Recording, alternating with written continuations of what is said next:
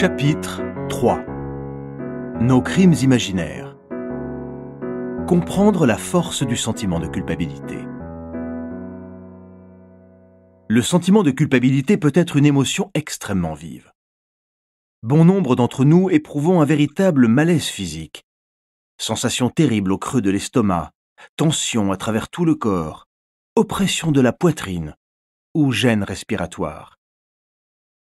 Un sentiment de culpabilité peut en outre miner notre amour-propre et le sens que nous avons de notre propre valeur, nous faire douter de nos instincts les plus sains et de nos bonnes intentions, nous mener à fuir des situations dans lesquelles nous devrions au contraire nous défendre, nous pousser à accepter des accusations injustes ou des mauvais traitements que nous ne méritons pas. Si nous nous sentons trop coupables, il est même possible que nous tentions d'attenter à nos jours. Si nous connaissons les causes de notre sentiment de culpabilité, nous pouvons présenter nos excuses, réparer nos torts, montrer du repentir ou faire le vœu de ne jamais plus nous comporter de telle ou telle manière. Mais si pareil sentiment découle de nos crimes imaginaires, nous pourrions être poussés à saboter nos buts les plus chers. Une bonne part de nos conduites d'échec vise à nous faire échapper à la violence de notre sentiment de culpabilité. Il est également possible que nous nous infligions des souffrances afin de nous percevoir comme victimes et non comme offenseurs. L'un de mes patients croyait avoir été un fardeau pour sa mère qui était toujours démoralisée et surchargée de travail. Pour échapper au sentiment de culpabilité que provoque en lui ce crime, il s'arrange pour être constamment surmené et surchargé de travail. En faisant en sorte d'être lui-même une victime, il ne se sent plus inconsciemment coupable d'avoir fait de sa mère une victime.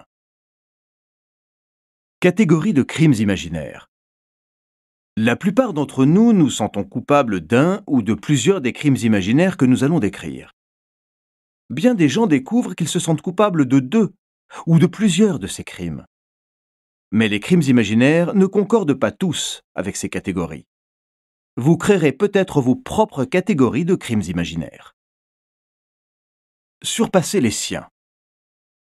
Ce crime consiste à surpasser un membre de la famille de quelque façon que ce soit.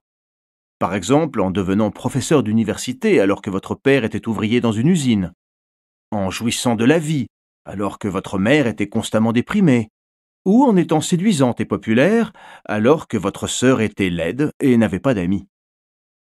Ce crime imaginaire découle de deux convictions irrationnelles et inconscientes.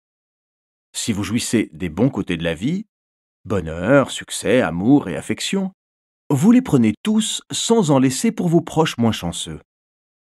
Si vous atteignez vos buts personnels et professionnels, vous humiliez ceux des membres de votre famille qui ont été incapables d'atteindre les leurs.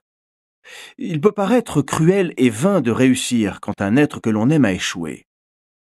Comment se fait-il que tant de gens semblent capables de surpasser leurs parents sans se punir eux-mêmes ? Cela dépend en grande partie des réactions de vos parents face à votre réussite. S'ils sont fiers de ce que vous avez accompli, preuve qu'eux-mêmes ont réussi en tant que parents, vous risquez moins d'être troublé par la pensée de les avoir surpassés. Ce n'est pas tant le succès extérieur de vos parents qui compte que le sentiment intérieur de leur propre succès. Si votre père était fier d'être contremaître de l'atelier typographique de son usine, vous ne vous sentirez pas coupable en devenant chef du service de cardiologie. Mais si votre père a l'impression d'être un raté parce qu'on ne l'a pas nommé à la présidence de General Motors et qu'il a fini sa carrière comme simple vice-président, il est fort possible que vous sabotiez vos propres efforts. La gravité de notre crime dépendra aussi de son effet supposé sur la victime. Si la personne que nous avons surpassée continue de vivre heureuse et satisfaite, nous comprendrons que notre crime n'a pas fait grand mal. Mais si elle n'a pas de succès, nous aurons peut-être inconsciemment l'impression que notre crime a fait de grands dommages. Et notre autopunition sera beaucoup plus sévère. Être un fardeau. Si votre père ou votre mère, ou les deux, semblaient accablés par la vie, ou épuisés par les responsabilités parentales, vous vous sentez peut-être coupable inconsciemment d'avoir été un fardeau, d'avoir ajouté un poids à une charge déjà trop lourde. Vous avez peut-être l'impression que si vous aviez été plus aimable, plus affectueux, en meilleure santé, plus intelligent, plus beau, plus coopératif, plus responsable, plus discipliné. Si vous aviez mieux réussi ou été différent de quelque manière, vous auriez sûrement allégé le fardeau et rendu heureux vos parents malheureux. Il arrive que dans certaines situations, le père ou la mère se sent accablé par la tâche d'élever un enfant. Il est possible qu'une mère ne soit pas préparée psychologiquement aux rigueurs des responsabilités parentales, ou que d'autres facteurs tels que la pauvreté, la mort d'un conjoint ou l'alcoolisme aient réduit sa capacité d'y faire face. Les recherches récentes indiquent une autre cause importante de difficultés parentales: une grande disparité entre le tempérament de l'enfant et celui du parent. Si, par exemple, deux personnes très énergiques ont mis au monde un enfant méditatif qui ne bouge qu'avec lenteur, il est possible qu'ils se sentent irrités par le rythme de l'enfant et sa façon de vivre. De la même manière, des parents lents et réfléchis auront peut-être du mal à supporter un enfant débordant d'activité. Si vos parents avaient de meilleurs rapports avec votre frère ou votre sœur qu'avec vous, vous êtes particulièrement susceptible de vous accuser du crime d'avoir été un fardeau pour eux. Mais même s'il est vrai que vos parents ont eu des problèmes avec vous en raison de votre tempérament, vous ne devriez pas pour autant vous en sentir responsable. Un enfant n'est pas plus responsable de son tempérament que de la couleur de